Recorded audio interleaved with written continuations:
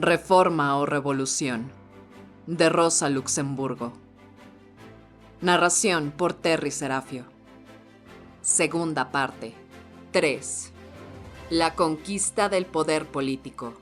La conquista del poder político. Como se ha comprobado, la suerte de la democracia está ligada a la del movimiento obrero.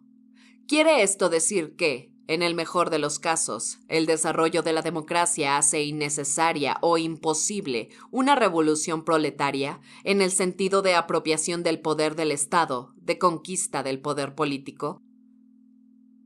Bernstein contesta esta cuestión ponderando minuciosamente el lado bueno y el lado malo de la reforma y de la revolución, y lo hace con tal mimo y parsimonía que parece estar despachando especias en una de sus cooperativas de consumo.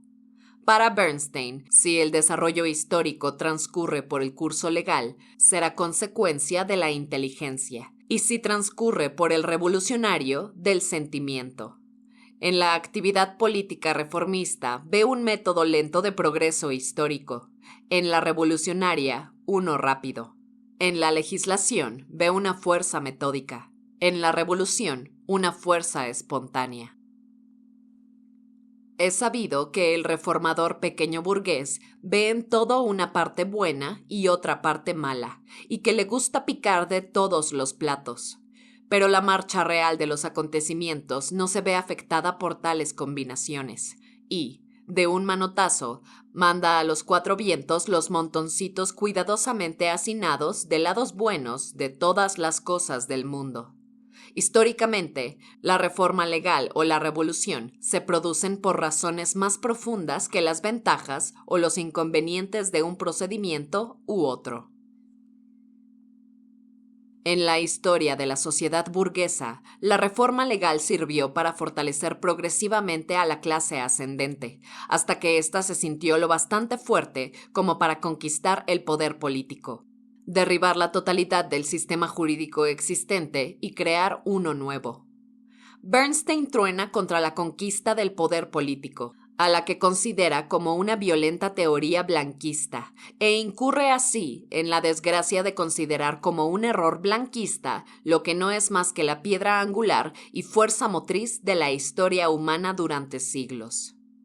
Desde la aparición de la sociedad de clases, cuyo contenido esencial es la lucha entre esas clases, la conquista del poder político siempre es el objetivo de toda clase ascendente. Este es, al mismo tiempo, el principio y el final de cada periodo histórico. Así, en la antigua Roma vemos la prolongada lucha del campesinado contra los financieros y la nobleza. En las ciudades medievales, la lucha de los artesanos contra la nobleza, y en la Edad Moderna, la lucha de la burguesía contra el feudalismo. La reforma legal y la revolución no son, por tanto, distintos métodos de progreso histórico que puedan elegirse libremente en el mostrador de la historia, como cuando se eligen salchichas calientes o frías, sino que son momentos distintos en el desarrollo de la sociedad de clases, que se condicionan y complementan entre sí y al mismo tiempo se excluyen mutuamente, como el Polo Norte y el Polo Sur, o la burguesía y el proletariado. Todo ordenamiento jurídico no es más que un producto de la revolución. En la historia de clases, la revolución es el acto político creador, mientras la legislación solo expresa la pervivencia política de una sociedad. La reforma legal no posee impulso propio, independiente de la revolución, sino que en cada periodo histórico se mueve en la dirección marcada por el empujón de la última revolución y mientras ese impulso dure. O dicho más concretamente, solo se mueve en el contexto del orden social establecido por la última revolución. Este es el punto crucial de la cuestión. Es absolutamente falso y completamente ahistórico considerar las reformas como una revolución ampliada y, a su vez, la revolución como una serie de reformas concentradas. La reforma y la revolución no se distinguen por su duración, sino por su esencia. Todo el secreto de los cambios históricos a través de la utilización del poder político reside precisamente en la transformación de cambios meramente cuantitativos en una cualidad nueva. Dicho más concretamente, en la transición de un periodo histórico, un orden social, a otro. Por lo tanto, quien se pronuncia por el camino reformista, en lugar de y en contraposición a la conquista del poder político y a la revolución social, no elige en realidad un camino más tranquilo, seguro y lento hacia el mismo objetivo, sino un objetivo diferente. En lugar de la implantación de una nueva sociedad, elige unas modificaciones insustanciales de la antigua. De este modo, siguiendo las concepciones políticas del revisionismo, se llega a la misma conclusión que estudiando sus teorías económicas. No busca la realización del socialismo, sino la reforma del capitalismo. No busca la supresión del sistema de trabajo asalariado, sino la disminución de la explotación. En resumen, no busca la supresión del capitalismo, sino la atenuación de sus abusos. Cabe pensar que lo dicho anteriormente sobre la función de la reforma o de la revolución solo sea aplicable a la lucha de clases del pasado. Es posible que de ahora en adelante, gracias al perfeccionamiento del sistema jurídico burgués, las reformas legislativas sean la vía para que la sociedad pase de una fase histórica a otra y que, por tanto, la conquista del poder del Estado por parte del proletariado se haya convertido en una frase sin sentido, como dice Bernstein en su libro. La realidad es justamente la contraria. ¿Qué distingue a la sociedad burguesa de las sociedades de clase precedentes, la antigua y la medieval?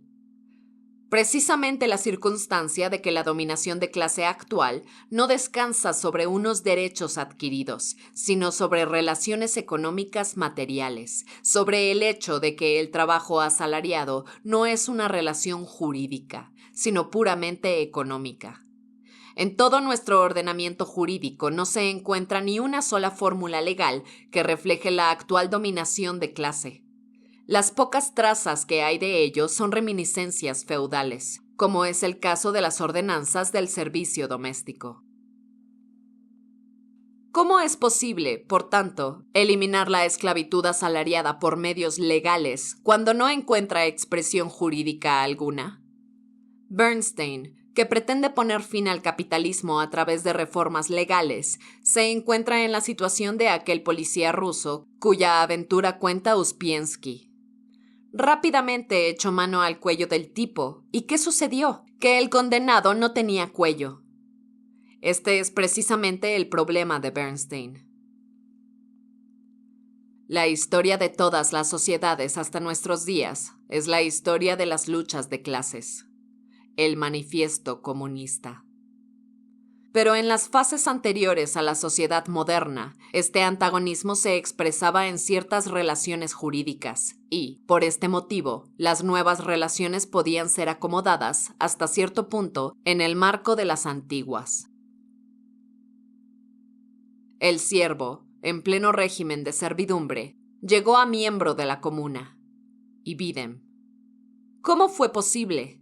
A través de la paulatina eliminación, en el ámbito municipal, de todos los restos de privilegios feudales, prestaciones personales, contribuciones, vestimenta, diezmos y primicias, monedajes, matrimonios forzados, derecho de herencia, etc., que conformaban la servidumbre.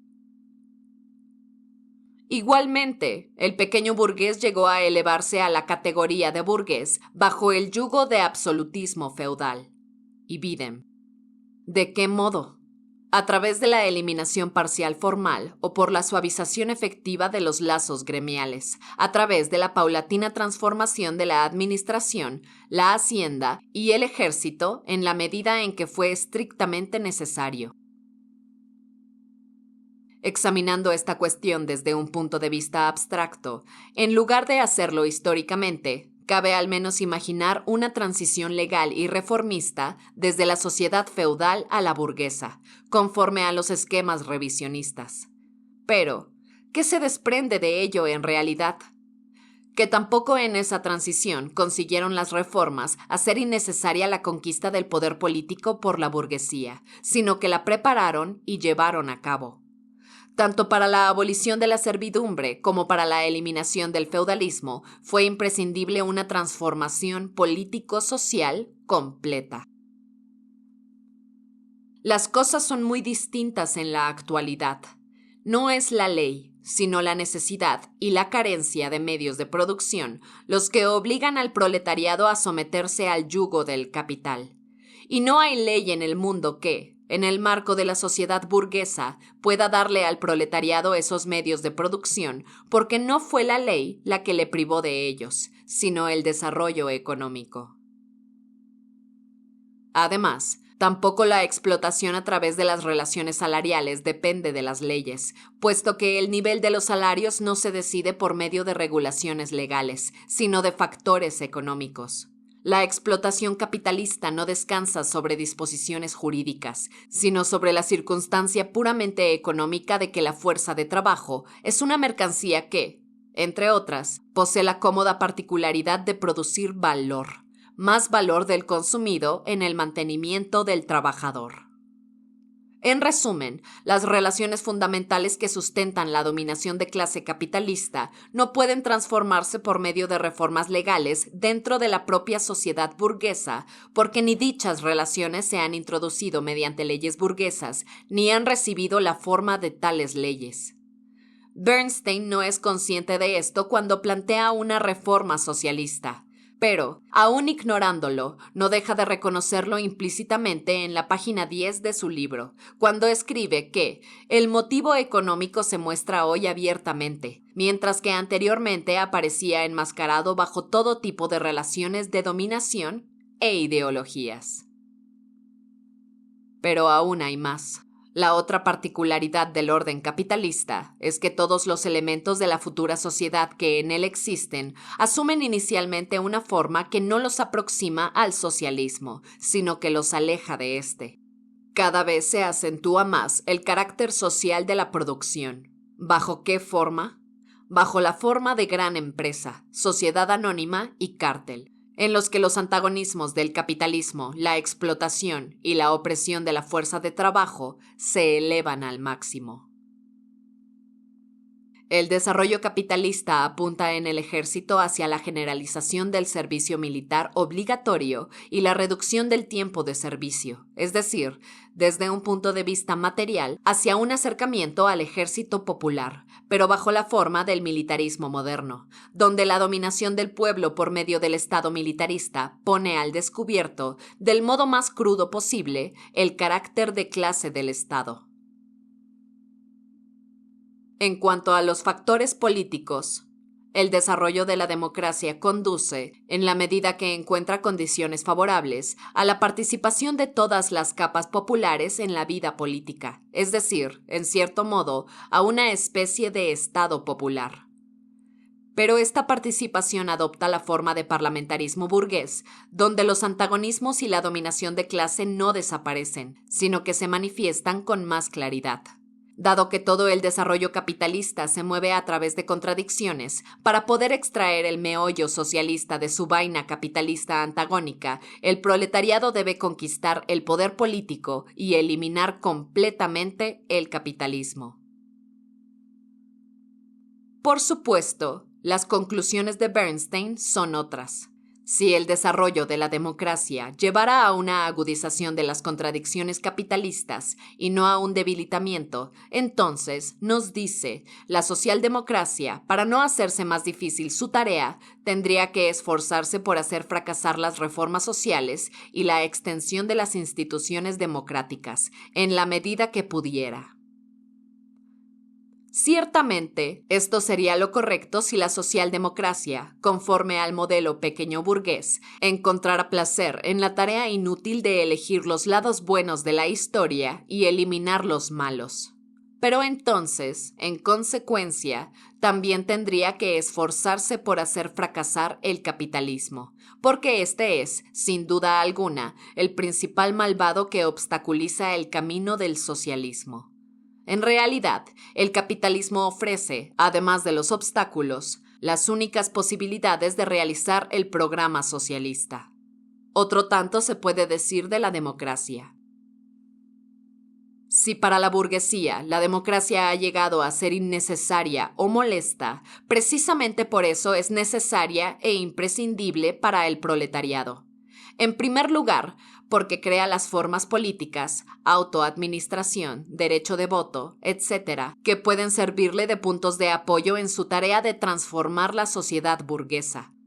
En segundo lugar, porque solo a través de la lucha por la democracia y del ejercicio de los derechos democráticos puede el proletariado llegar a ser consciente de sus intereses de clase y de sus tareas históricas. En una palabra, no es que la democracia sea imprescindible porque haga innecesaria la conquista del poder político por el proletariado, sino que convierte esa conquista del poder tanto en una necesidad como en una posibilidad. Cuando Engels, en su prólogo a Las luchas de clases en Francia, revisó las tácticas del movimiento obrero actual y opuso a las barricadas la lucha legal de lo que estaba hablando, como así se desprende de cada línea de dicho prólogo, era de la lucha cotidiana actual, de la actitud del proletariado en el marco del Estado capitalista. No hablaba de la conquista definitiva del poder político, ni de la actitud del proletariado frente al Estado capitalista en el momento de la conquista del poder. Es decir, Engels estaba dando directrices al proletariado dominado, no al triunfante. Por el contrario, la famosa sentencia de Marx sobre la cuestión del suelo en Inglaterra, probablemente lo más barato sería indemnizar a los terratenientes, que Bernstein cita, no se refiere al comportamiento del proletariado antes de la victoria, sino después, puesto que únicamente cabe hablar de indemnizar a la vieja clase dominante cuando la clase obrera está en el poder. Lo que Marx consideraba aquí era la posibilidad del ejercicio pacífico de la dictadura del proletariado y no la sustitución de la dictadura por reformas sociales de carácter capitalista. La necesidad de la conquista del poder político por parte del proletariado siempre estuvo fuera de toda duda para Marx y Engels. Quedó reservado para Bernstein el honor de considerar el gallinero del parlamentarismo burgués como el órgano destinado a realizar el cambio social más importante de la historia, la transformación de la sociedad capitalista en otra socialista. Pero Bernstein empieza su teoría con el temor de que el proletariado tome el poder demasiado pronto. De suceder esto, el proletariado, según Bernstein, debería dejar las condiciones de la sociedad burguesa como están y, en consecuencia, sufrir una derrota terrible. Lo que se deduce claramente de este temor es que, en el caso de que las circunstancias llevaran al proletariado al poder, la teoría de Bernstein no le ofrece más que un consejo práctico: echarse a dormir. Su teoría condena al proletariado a la inactividad en las situaciones más decisivas de la lucha, es decir, a la traición pasiva a la propia causa. Nuestro programa sería solamente un papelucho miserable si no nos sirviera para todas las eventualidades y todos los momentos de la lucha, o si únicamente nos sirviera para abandonarlo, en vez de para aplicarlo. Si nuestro programa contiene la formulación del desarrollo histórico de la sociedad desde el capitalismo al socialismo, también debe formular, en sus rasgos fundamentales, todas las fases transitorias de ese desarrollo y consecuentemente indicar al proletariado, en todo momento, la actuación más adecuada para avanzar hacia el socialismo. En otras palabras, que no puede haber ninguna ocasión en que la clase obrera se vea obligada a abandonar su programa o se vea abandonada por él. En la práctica, todo esto quiere decir que no puede haber ninguna ocasión en el que el proletariado, habiendo alcanzado el poder por la marcha de las cosas, no esté en condiciones o no se considere obligado a tomar ciertas medidas para la realización de su programa, o sea, medidas de transición en dirección al socialismo. Detrás de la creencia bernsteiniana de que el programa socialista podría carecer de toda indicación para su ejecución y fracasar en cualquier momento del ejercicio del poder proletario, se esconde inconscientemente otra creencia, que el programa socialista es, en general y en todo momento, irrealizable. ¿Y las medidas de transición son prematuras? Esta cuestión conlleva toda una maraña de malentendidos respecto al auténtico curso de las transformaciones sociales. La conquista del poder estatal por el proletariado, es decir, por una amplia clase popular, no se puede provocar artificialmente, sino que implica un cierto grado de madurez de las relaciones político-económicas, con la excepción de casos como la Comuna de París, donde el proletariado no se hizo con el poder tras una lucha consciente por él, sino que excepcionalmente cayó en sus manos porque el resto lo abandonó. Esta es la diferencia fundamental entre los golpes de Estado blanquistas, realizados por una minoría decidida, dispuesta a actuar en cualquier momento y, por tanto, siempre a destiempo, y la conquista del poder político por una gran masa popular consciente, conquista que solamente puede ser el resultado del comienzo del hundimiento de la sociedad burguesa, y que, por ello, lleva en sí misma la legitimación política y económica de su oportunidad. Ahora bien, si desde el punto de vista de las condiciones sociales, la conquista del poder político por la clase obrera no puede producirse demasiado pronto, en cambio, desde el punto de vista del efecto político, es decir, de la conservación de ese poder, dicha conquista sí ha de producirse necesariamente demasiado pronto. La revolución prematura, que no deja dormir a Bernstein, nos amenaza como una espada de Damocles, y frente a ella no valen ruegos ni súplicas, miedos ni angustias, y esto por dos motivos. En primer lugar, una transformación tan importante como la transformación de la sociedad desde el orden capitalista al socialista es imposible que se produzca de repente, de un solo golpe exitoso del proletariado. Creer esto posible refleja una concepción claramente blanquista. La transformación socialista presupone una lucha larga y tenaz, en lo que muy probablemente el proletariado habrá de retroceder más de una vez, de modo que, desde el punto de vista del resultado final de toda la lucha, la primera vez que tome el poder habrá de ser necesariamente demasiado pronto. En segundo lugar, las conquistas prematuras del poder estatal por el proletariado son inevitables porque esos asaltos prematuros son un factor, y de los más importantes, para crear las condiciones políticas de la victoria definitiva. En el curso de la crisis política que acompaña su conquista del poder, en el fuego de luchas prolongadas e intensas, el proletariado alcanzará el grado de madurez política que le capacitará para la victoria definitiva en la revolución. Así pues, tales asaltos prematuros del proletariado al poder político del Estado son en sí mismos un importante factor histórico que determina el momento de la victoria definitiva. Desde este punto de vista, la idea de una conquista prematura del poder político por la clase obrera resulta ser un contrasentido producto de una concepción mecanicista del desarrollo social y del establecimiento de una fecha para el triunfo de la lucha de clases. Pero, al margen e independiente de esta lucha.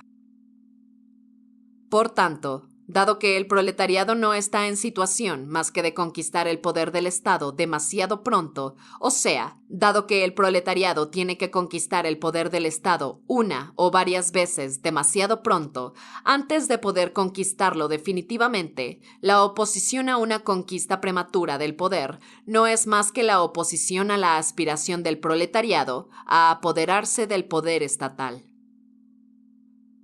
Así que, al igual que todos los caminos llevan a Roma, desde este punto de vista, llegamos a la conclusión de que la propuesta revisionista de abandonar el objetivo último socialista desemboca en realidad en el abandono del movimiento socialista mismo.